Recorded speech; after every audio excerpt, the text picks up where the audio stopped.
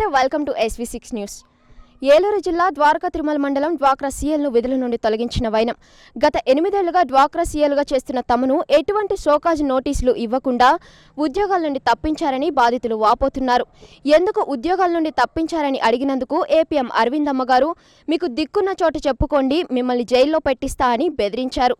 తమకు న్యాయం చేసి తమ ఉద్యోగాలు తమకు ఇప్పించాలంటూ బాధితులు వేడుకుంటున్నారు.